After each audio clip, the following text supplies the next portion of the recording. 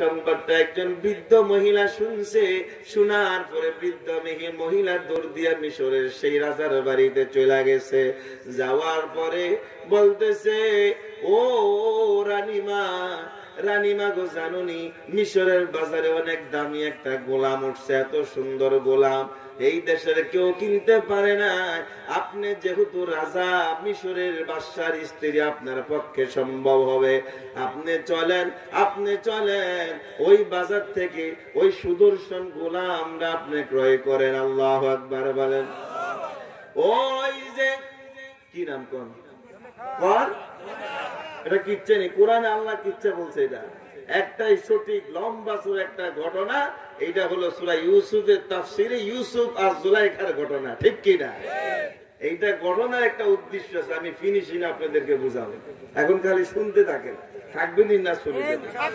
Current চলে গেছে, অন্ধকার হয়েছে, ফাঁকিতে অনেকে বাঁচছে, ঠিক নেই? আরে আমরা খালি বাকি মারতে শিখি। এক সময় দেখবেন কবরে ওই যে জুবাইদা না কি জিনিস জুলাইখা, জুলাইখা ওই বুড়ি মহিলার কথা শুনে, কারণ স্বপ্নে যেই যুবককে দেখছে সারাদিন ওই যুবকের এই যে জিকির করে, ইউসুফ ইউসুফ বলে জিকির করে। জুলাইখার জীবনে এমন ঘটনা ঘটছে, ঘটনা হলো যেই মানুষটা ইউসুফের নাম নিত, জুলাইখা হাতের কাছে যা থাকতো সব দিয়া দিত, এত ভালোবাসছে ইউসুফকে। একবার যায় তাফসীরের মধ্যে আসছে, জুলাইখার ইতিহাসের মধ্যে আমরা দেখা যায় ওই দেশে পুরুষ মহিলা বিদ্যা এরকম ভাবে যত ভিক্ষুক ছিল, অনেক মানুষও টাকা পয়সার জন্য সামনে দাঁড়াইয়া দাঁড়াইয়া জুলাইখার সামনে খালি ইউসুফ ইউসুফ বলতো। আর জুলাইখাও এমন ছিল পাগল, জুলাইখা এমন পাগল ছিল। জুলাইখা কি করছে, হাতের নাগালে যা পাইতো, কানের জিনিস, নাকের ফুল টুল সব কিছু ভিক্ষুকদেরকে সিরিয়ালে সিরিয়ালে দিয়া দিত। জুলাইখা ওই বৃদ্ধা মহিলার হাত ধরে মিশরের গোলামের বাজারে যায়। গোলামের বাজারে গিয়া দেখে এত সুন্দর একটা বালক, ওই যে স্বপ্নে দেখছে যে বালক, ওই বালককে মিশরের বাজারে গোলাম হিসাবে পাওয়া গেছে। আল্লাহু আকবার। এখনো ছোট বড় হয় নাই, কিন্তু চেহারার লগে কি আছে? জুলাইখা বলে, যত টাকা চাও, কি চাও? ওজনে ওজনে দিরহাম দিতে হবে। আমি মিশরের প্রেসিডেন্টের স্ত্রী, আমার পক্ষে সম্ভব। দিয়া দিল বস্তায় বস্তায় টাকা। ইউসুফরে নিয়ে আসলো, ইউসুফকে রাজপ্রাসাদের মধ্যে নিয়া ঘরের মধ্যে বসাইছে। ঘরের মধ্যে বসাইয়া বিভিন্ন ভাবে তাকে লালন পালন করতেছে, আর চেহারা দেখাইতেছে, আর খালি ইউসুফ ইউসুফ বলে বলে জিকির করতেছে, ঠিক কিনা?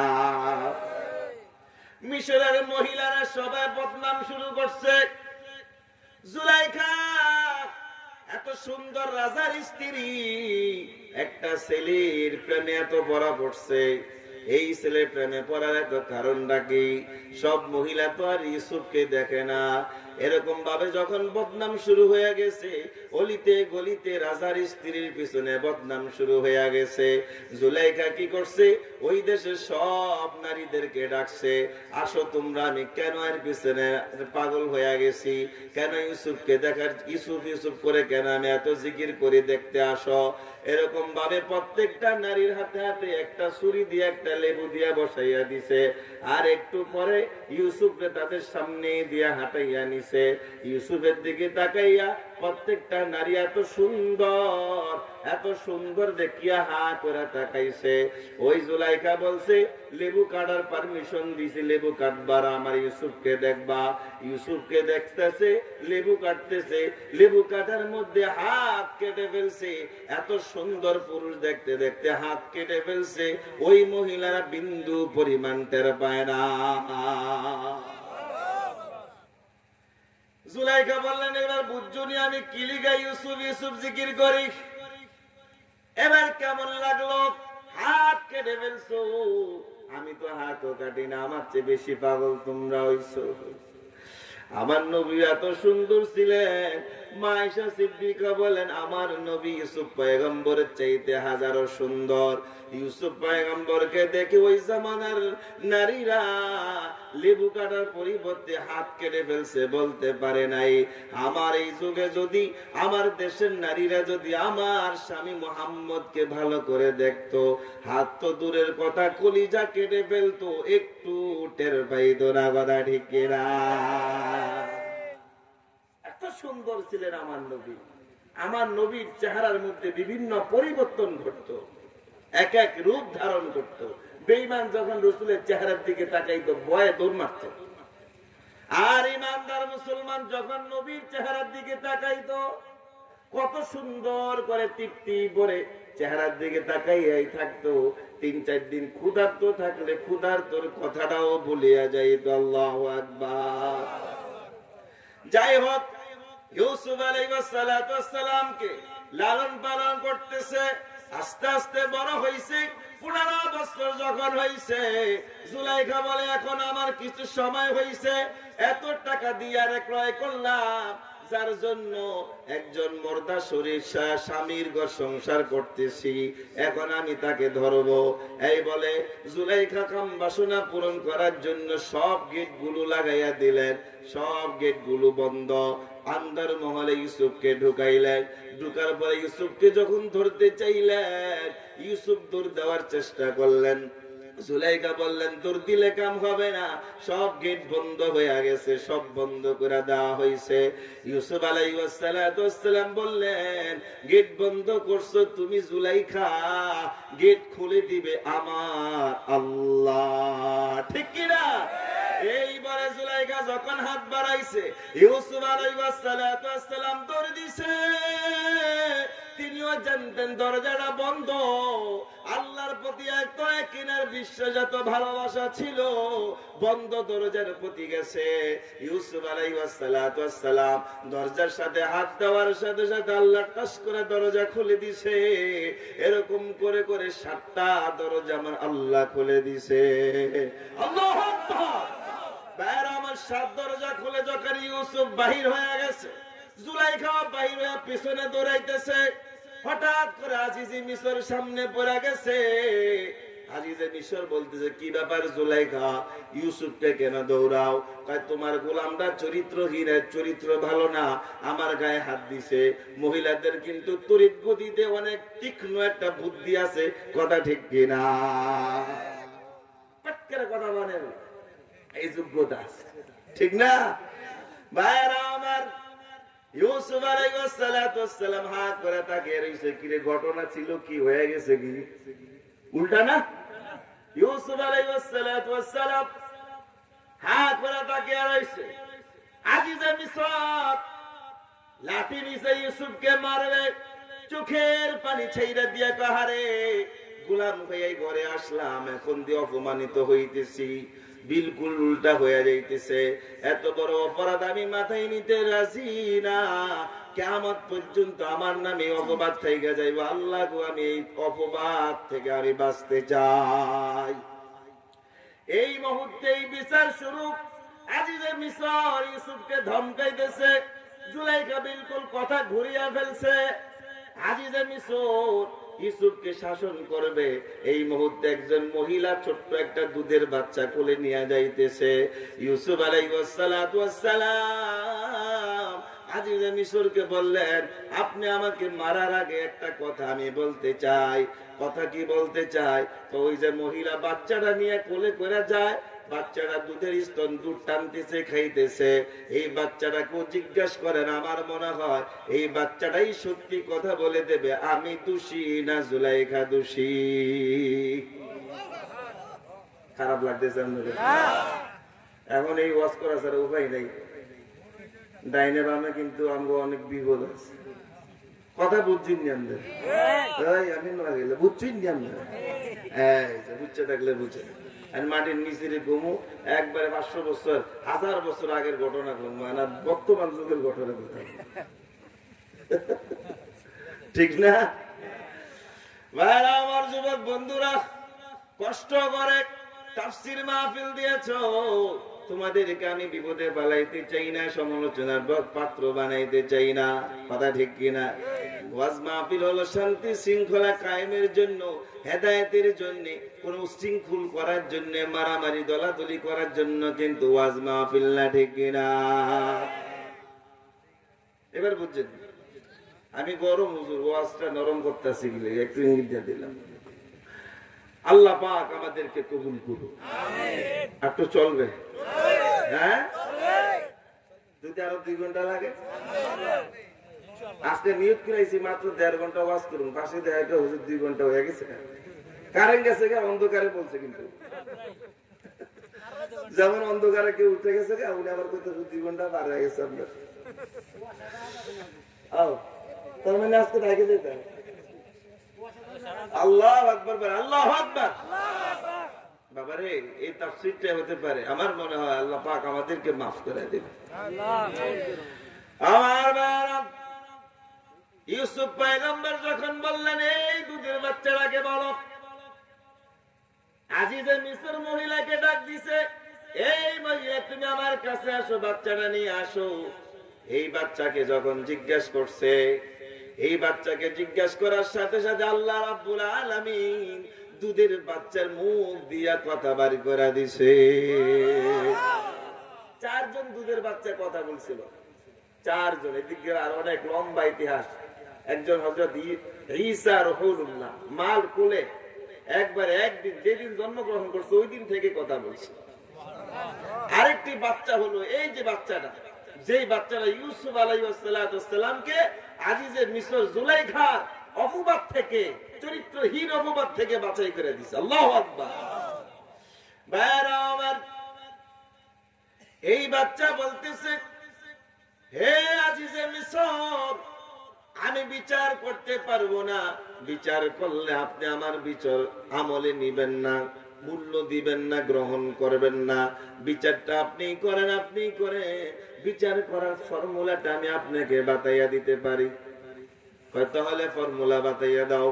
কয়েকটা কাজ করেন।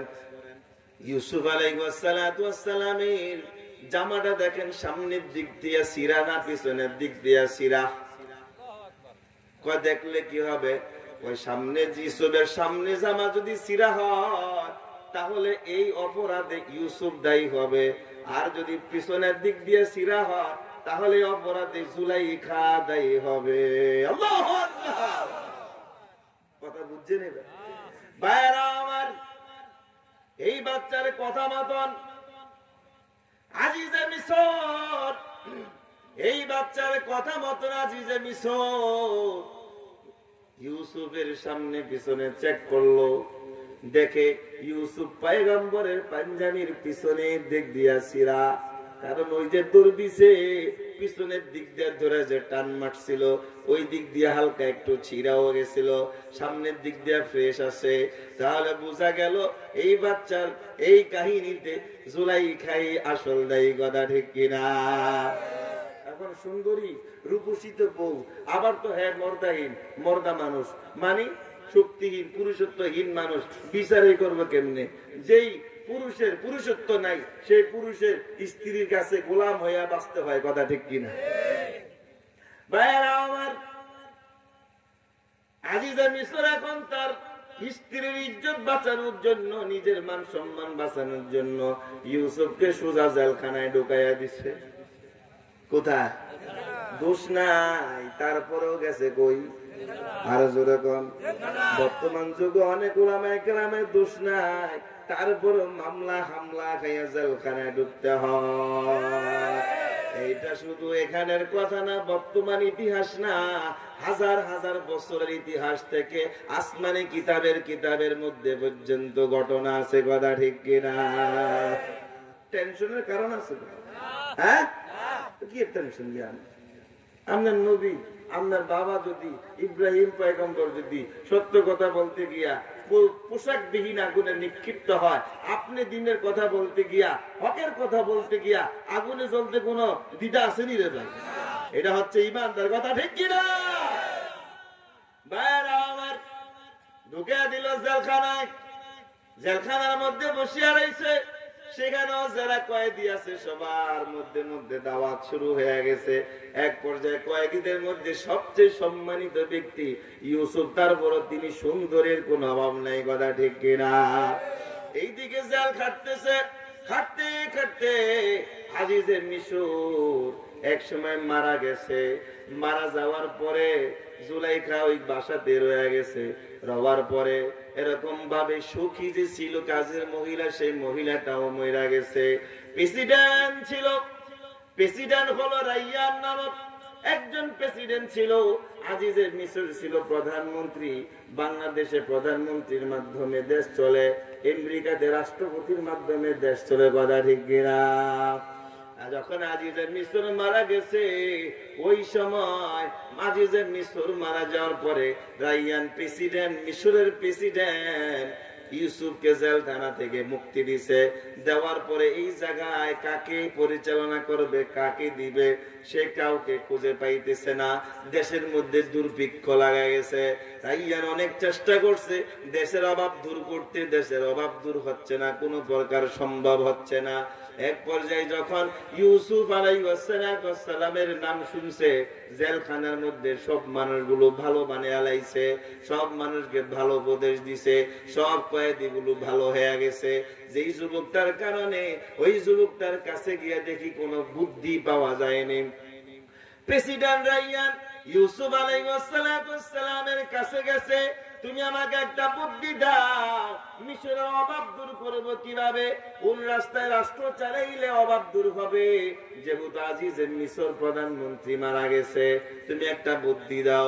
ইউসুফ আলাইহিস সালাম বললেন, অভাব দূর হয়ে যাবে অল্প সময়ের মধ্যে, তবে আমার একটা বুদ্ধি আছে।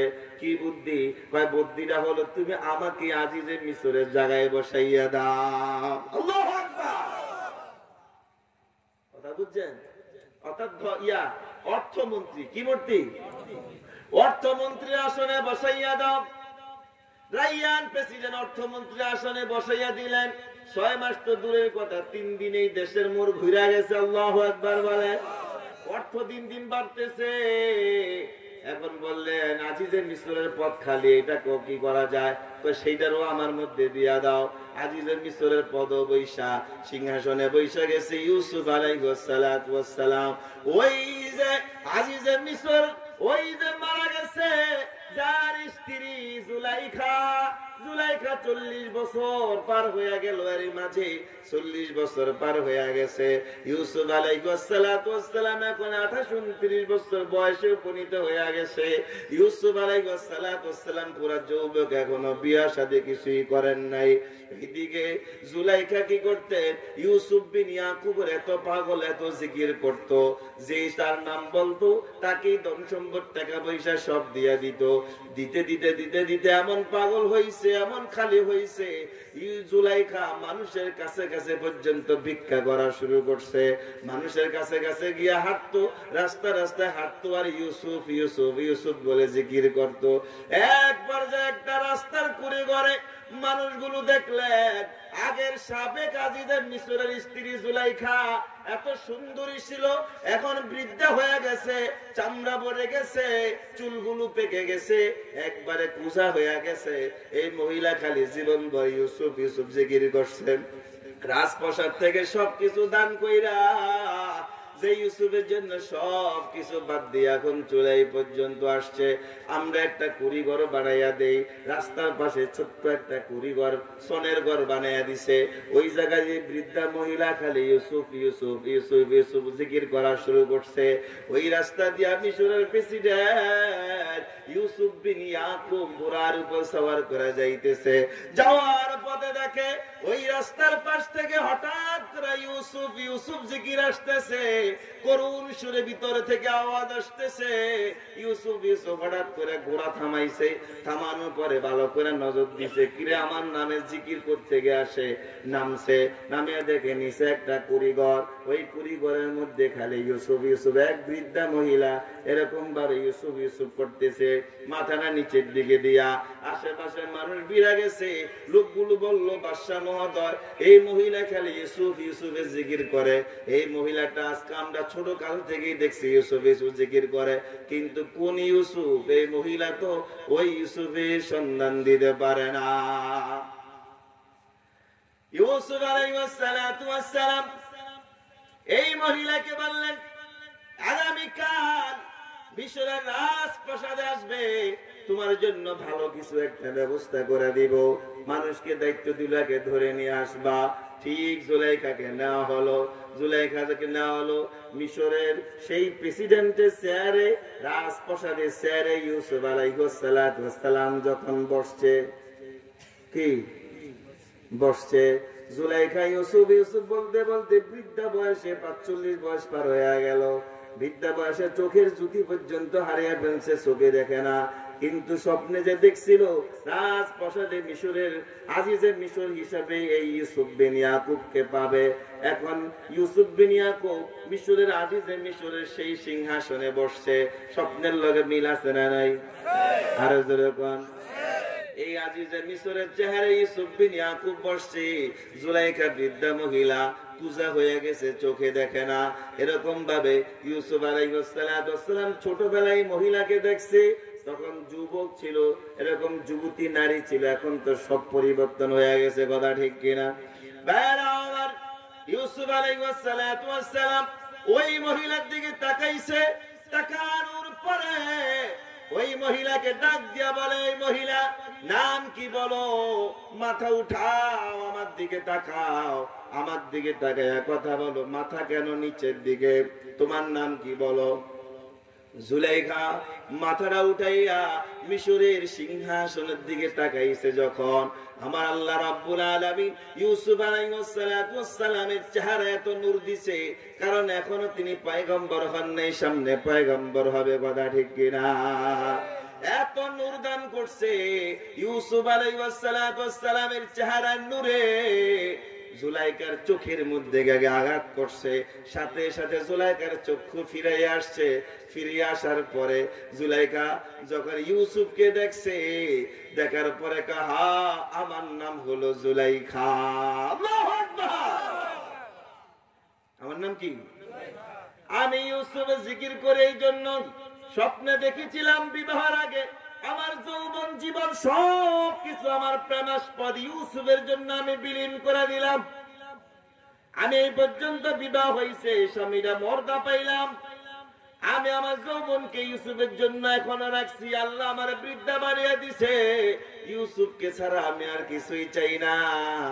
আল্লাহ রাব্বুল আলামিন ফয়সালা করবে। আমি যে স্বপ্নে দেখছি যে যুবকের চেহারা, এই চেহারা আমি তোমার মধ্যে এখনই দেখি। বৃদ্ধা বয়স হইল যে আমি তোমাকে পাইছি, আমার সমস্ত কষ্ট আজ থেকে দূরীভূত হইয়া গেছে। আল্লাহু আকবার। আমার আর লাগবে না, কারণ আমি এখন বৃদ্ধা হয়ে গেছি। কিন্তু তোমার যে মিশরের রাজপ্রাসাদে পাইছি, সিংহাসনে পাইছি, স্বপ্ন বাস্তবায়ন হইছে। আল্লাহ রাব্বুল আলামিন জুলাইখার ডাক দিয়া এরকম ভাবে আল্লাহ রাব্বুল আলামিন এখন পুরা রহমতের দরজা খুলতেছে। আল্লাহু আকবার। আল্লাহ রাব্বুল আলামিন ইউসুফ আলাইহিস সালাম এখনো বিবাহ করে নাই। ইউসুফ আলাইহিস সালামের অন্তরের মধ্যে এলকা করে দিয়েছেন, জানিয়ে দিয়েছেন, হ্যাঁ ঘটনা সত্য। এইটাই সেই নারী, যেই নারী তোমাকে গোলামের বাজার থেকে অনেক মূল্য ক্রয় করে আনছিল। এই তোমার জন্য পাগল হয়ে গেছে। যেহেতু সে তোমার জন্য এত কষ্ট সাধন করছে, আমি আল্লাহ কোরআন এই ঘটনা জানিয়ে দিয়া কিয়ামত পর্যন্ত আনেওয়ালা মানুষকে আমি শিক্ষা দিতে চাই যে যাকে চাই তাকে কিন্তু পায়, কথা ঠিক কিনা? ভাইরা আমার, আল্লাহ রাব্বুল আলামিন জুলাইখাকে ওই মুহূর্তে 22 বছরের যুবতী বানিয়ে দিয়েছে। আল্লাহু আকবার। 22 বছরের যুবতী বানাইয়া ইউসুফ আলাইহিস সালাতু ওয়াস সালামের উপযুক্ত বানাইয়া দিছে। আল্লাহ রাব্বুল আলামিন কোরআনে ইউসুফের মধ্যে ঘটনা জারাইয়া দিয়া বুঝাইতে চাইছে রে বাবা, যে ব্যক্তি আল্লাহকে পাওয়ার আশা করবে, আল্লাহর দিকে দৌড়াবে, যে ব্যক্তি আল্লাহর দিকে চাইবে, আল্লাহর নামের জিকির বেশি বেশি করবে, আমার আল্লাহ বলেন তোমার প্রত্যেকটা জিকিরকে সাত আসমান জমিনের চাইতে ভারী বানাইয়া তোমার আমলের নামায় দিয়া দিব, তোমার নেকির মধ্যে আমি বাড়াইয়া দিব, দুনিয়া এবং আখিরাতে আমি তোমারে সফল বানাইয়া দিব। আর যদি তোমরা আমার নিয়ামতের নাশুকুর করো, আমি আল্লাহকে যদি না চাও, আমাকে যদি মহাব্বত না করো, আমার দ্বীন ধর্ম অনুযায়ী যদি জীবন যাপন না করো, আমি আল্লাহ তোমাকে এমন কষ্ট দিব, এমন শাস্তি দিব। এই নাফরমান ব্যক্তি যখন ইন্তেকাল করবে, ইন্তেকালের আগ মুহূর্তে যখন মালাকুল মউত আজরাইল হাজির হবে, আজরাইলকে বলে দিবে, আজরাইল এটা নাফরমান হাজারো নিয়ামত দান করছি, আমাকে ভুলিয়া গেছে, হাজারো নিয়ামত পাইয়া আমার জিকির ছাইরা দিছে, হাজারো নিয়ামত পাইয়া আমার নাশকরি করছে, হাজারো নিয়ামত পাইয়া আমার হুকুমকে ছাইরা দিছে। আজরাইল জাহান্নামটা না দেখাইয়া এই নাফরমানকে দুনিয়া থেকে বিদায় দিবা না রে আজরাইল। এই নাফরমানকে তুমি জাহান্নাম দেখাইয়া দাও। কি কামাই করছে দুনিয়া থাকতে, যাতে সেই নাফরমানে দেখতে পায়, উপলব্ধি করতে পারে। এই যখন ঘোষণা দেওয়া হবে, আজরাইল মালাকুল মউত আজরাইল নাফরমানিকে ডাক দিয়া বলবে, ও নাফরমান রে, আল্লাহর হাজারো নিয়ামত পাইয়া দুনিয়ার মোহে পড়ি আমার আল্লাহকে ভুলিয়া গেছো, সব কিছু ভুলিয়া গেছো, জাহান্নাম কামাইছো, এখন দেখো জাহান্নামের অবস্থা কি ভয়াবহ হবে, তোর অবস্থা কি ভয়াবহ সামনে হবে, এইবার এখন দেখতে থাকো। এই বলিয়া বেড়া আমার মালাকুল মউত আজরাইলের এরকম ভাবে মাথাটা থাকবে আসমানে, হাদিস শরীফের মধ্যে আসছে আজরাইলের পা থাকবে জমিনে, এক হাত থাকবে মাশরিকে আর এক হাত থাকবে মাগরিবে, প্রত্যেকটা পশম থেকে আগুনের লীলা বের হতে থাকবে, চক্ষুগুলো এরকম সাগরের মতো গোলটাইতে থাকবে। মালাকুল মউত আজরাইল নাফরমান ব্যক্তির সামনে এরকম ভাবে দাঁড়াইয়া যাবে, বারবার চোখ ঘুরাইতে থাকবে, প্রত্যেকটা পশম থেকে আগুনের জিহ্বা বের হয়ে আসবে। এইভাবে দেখার পরে, মালাকুল মউত আজরাইলের এই দৃশ্য দেখার পরে, ওই নাফরমানের রূহটা শরীরের 360টা জায়গায় দৌড়াদৌড়ি করতে থাকবে।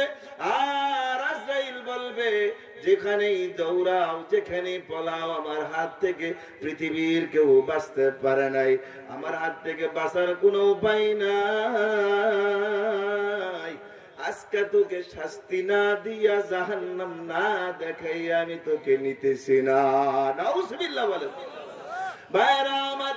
এইবারে যখন নাফরমানের রূহটা 360টা জায়গায় দৌড়াইতে থাকবে, শরীরের মধ্যে 360টা জোড়া আছে, মাকাম আছে, ওই জায়গাগুলোর মধ্যে যখন পালাইবে, মালাকুল মউত আজরাইল ওই জায়গার মধ্যে হাত দিয়া খাপ করে যখন রূহটাকে ধরবে, ধরার পরে এরকম ভাবে যখন টান মারবে, টানের সাথে শরীরের রগগুলো টাস টাস করিয়া সিরিয়া যাইবে রে বাবা। এরকম ভাবে নাফরমানের রূহটা এরকম যখন বের করবে, জাহান্নাম থেকে 500 ফেরেশতা জাহান্নামী পোশাক নিয়ে আসবে, জাহান্নামের লেপ তোশক বালিশ এরকম চাদর নিয়ে হাজির হইয়া যাবে, আর ডাক দিয়ে বলবে, ভাই আজরাইল, এইটা নাফরমানের রূহ, এইটা জাহান্নামে নিক্ষেপ করার হুকুম চলে আসছে, আমরা জাহান্নাম থেকে এসেছি, জাহান্নামে তাকে নিয়ে যাইতে হবে রে ভাই। আজরাইল আলাইহিস সালাতু ওয়াস সালাম রূহটা জাহান্নামী ফেরেশতাদের হাতের মধ্যে দিয়া দিবে, জাহান্নামের ফেরেশতারা জাহান্নামী পোশাক পরাইয়া, লেক তোশক দিয়া পেঁচাইয়া আসমানের দিকে যখন নিয়ে যাবে, আসমানের ফেরেশতারা আসমানের দরজা বন্ধ করে দিবে, বলবে, এটা নাফরমান, আল্লাহর অবাধ্য বান্দা, এটার জন্য আসমানে কোনো জায়গা নাই, সাত্ত্বিক জমিনের নিচে জাহান্নাম বানানো হয়েছে, ওই জাহান্নামের এইটার স্থান, আসমানে কোনো তার জায়গা নাই। ভাইরা আমার, আজরাইল আলাইহিস সালাতু ওয়াস সালামের সাথে আল্লাহর খলিল ইব্রাহিম আলাইহিস সালাতু ওয়াস সালামের একবার দেখা হয়ে গেল। সাক্ষাৎ হওয়ার পরে ইব্রাহিম আলাইহিস সালাতু ওয়াস সালাম বললেন, ভাই আজরাইল, তুমি নাফরমান ব্যক্তিদের রূহটা কিভাবে কবজ করো তুমি একটু আমাকে দেখাও, তোমার অবস্থানটা তখন কেমন হয় তুমি আমাকে একটু দেখাও। আজরাইল আলাইহিস সালাতু ওয়াস সালাম বললেন, আল্লাহর খলিল ইব্রাহিম, আপনি আমার ওই সূরত দেখলে আপনি সহ্য করতে পারবেন না, ওই ক্ষমতা আপনার নাই। কয় যাই হোক, আমি সহ্য করতে পারবো, তবে তুমি আমাকে একটু দেখাও, আমি দেখতে চাই। আল্লাহ রাব্বুল আলামিন বললেন আজরাইলকে, ও আজরাইল, আমার খলিল ইব্রাহিম দেখতে চাইছে, তুমি তাকে দেখাও। এই কথা যখন বলছে, আজরাইল আলাইহিস সালাতু ওয়াস সালাম মাথা আসমানে দিয়া পাড়া জমিনে দিয়া দুই হাত মাশরিকে মাগরিবে দিয়া যখন দাঁড়াইছে, ইব্রাহিম আলাইহিস সালাতু ওয়াস সালাম দেখার সাথে সাথে জ্ঞান হারিয়ে ফেলছে, অজ্ঞান অবস্থায় জমিনে পড়ে রইছে। আল্লাহ রাব্বুল আলামিন আজরাইলকে ডাক দিয়ে বলে, আজরাইল, আমার হাবিব দেখতে চাইছে, দেখাইছো, আবার হাবিবের জ্ঞান ফিরে আসবে না যতক্ষণ পর্যন্ত মুমিন মুসলমানের জান কবজ করার দৃশ্য তুমি না দেখাইবা। আজরাইল আলাইহিস সালাতু ওয়াস সালাম আল্লাহর হুকুমে একজন মুমিনের জান কবজ যেভাবে করে, ওই সূরতটা ওই আকৃতিটা যখন ধারণ করছে, ইব্রাহিম পয়গম্বরের সামনে যখন ওই সূরতে দাঁড়াইছে, সাথে সাথে ইব্রাহিম আলাইহিস সালাতু ওয়াস সালামের হুঁশ ফিরাইছে। ইব্রাহিম আলাইহিস সালাতু ওয়াস সালাম বললেন, ভাই আজরাইল, এত ভয়াবহ তোমার দৃশ্য নাফরমানরা কিভাবে সহ্য করবে রে বাবা? বেরা আমার, নাফরমানকে যখন কবরের মধ্যে শোয়ানো হবে, মুলকান নাকির ফেরেশতারা যখন জিজ্ঞেস করবে, আমার রব্বুকা, তোমার রবকে, হা করে তাকিয়ে থাকবে, বলবে লা আদরি, লা আদরি, আমি কিছুই জানি না, কিছুই জানি না। বলবে আমার দিনুকা, তোমার দিন কি? বলবে লা আদরি, লা আদরি, শব্দ ছাড়া মুখ দিয়া কিছুই বাইর হবে না। বলবে আমার হাজার রাজুল, এই লোকটাকে তুমি চিনোনি? আমার নবী রওজার সাথে দরজা খুলে দিয়া বলবে, নবীর চেহারা দেখাবে, এই লোকটাকে তুমি দেখোনি? বলবে লা আদরি, আমি কখনো দেখি নাই। এই কথা যখন বলবে, আল্লাহ বলবে, ও মাটি রে, এই জাহান্নামী লোকটাকে তোর একটা শাস্তি দেওয়া শুরু কর।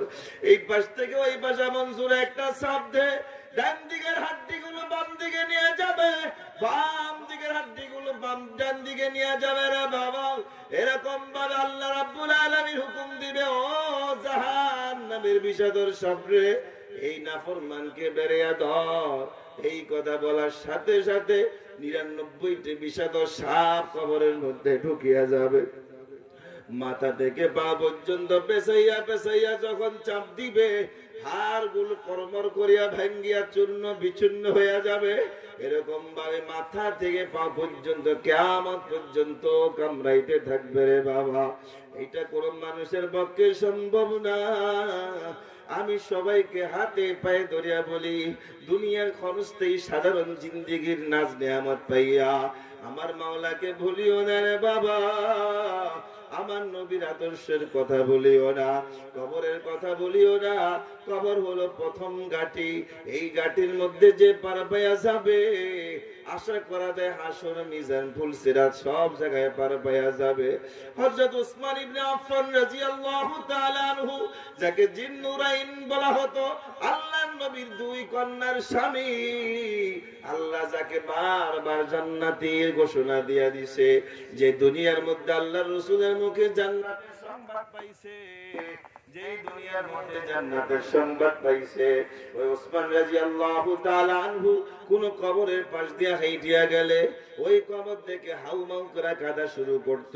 ওই কবরের সামনে দাঁড়াইয়া দাঁড়াইয়া মন কান্দা কানতে, চোখের পানি ছেড়ে দিয়া এরকম ভাবে দাড়ি মোবারক পর্যন্ত ভিজিয়া ফেলতো।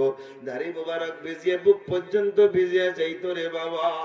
আল আশেপাশে সাথী সঙ্গীরা জিজ্ঞাসা করতো, হে ওসমান ইবনে আফফান, আল্লাহ পাক আপনার আগে পরে সব গুনাহ মাফ করে দিছে, সব জিন্দেগীর গুনাহ আপনার মাফ, আপনি জান্নাতের সুসংবাদ পাইছেন, তারপরও কেন কবর দেখলে আপনি কাঁদেন? ওসমান ইবনে আফফান বললেন, ভাই কবর হলো পরকালের প্রথম ঘাঁটি। কারণ কবরের মধ্যে যে ব্যক্তি পার পেয়ে যাবে, 3 সওয়ালের প্রশ্নের জবাব যে ব্যক্তি দিতে পারবে, আমার আল্লাহ আশা করা যায় পরবর্তী প্রত্যেকটা ঘাটিকে আমার আল্লাহ পার করে দিবে। এই জন্য বাবাজিরা হাতে পায়ে ধরে বলি, পর্দার মা বোনদের হাতে পায়ে ধরে বলি, এই দুনিয়া আমরা ছিলাম না, এখন আসছি। এমন এক সময় আসবে এই দুনিয়ার মধ্যে আমরা কেউ থাকতে পারবো না।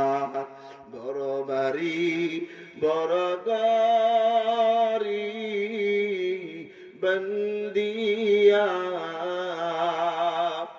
কেমনে যাইবা কবরেতে চলিয়া, কেমনে যাইবা কবরেতে চলিয়া। এই জন্য ভাইরা আমার, এই কবর হলো আমাদের আসল ঠিকানা। এই দুনিয়া রাজা বাদশাহী কিছু থাকবে না। যারা রাজা বাদশাহ ছিল তাকিয়ে দেখো কেউই নাই।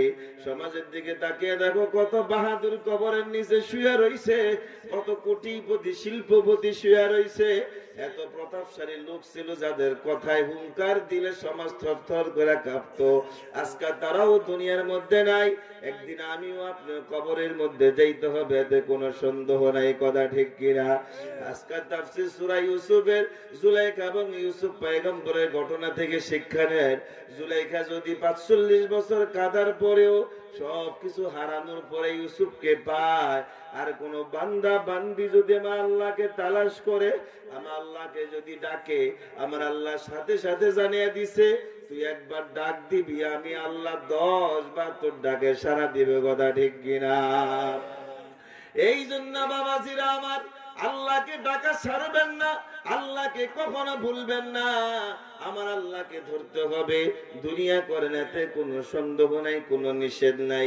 ব্যবসা করেন কোনো নিষেধ নাই, চাকরি করেন কোনো নিষেধ নাই, কর্মজীবী করেন কোনো নিষেধ নাই। আমার আল্লাহকে ছাড়া যাবে না, এটা হলো মূল কথা। কথা ঠিক কিনা?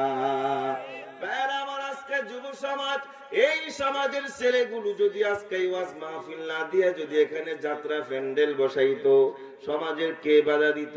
কারো বাধায় কোনো কর্ণপাত তারা করতো না। এমনও সমাজে দেখা যায় যাত্রা হয়, নাটক হয়, সিনেমা হয়, বিভিন্ন সমাজের যুবকরা করে।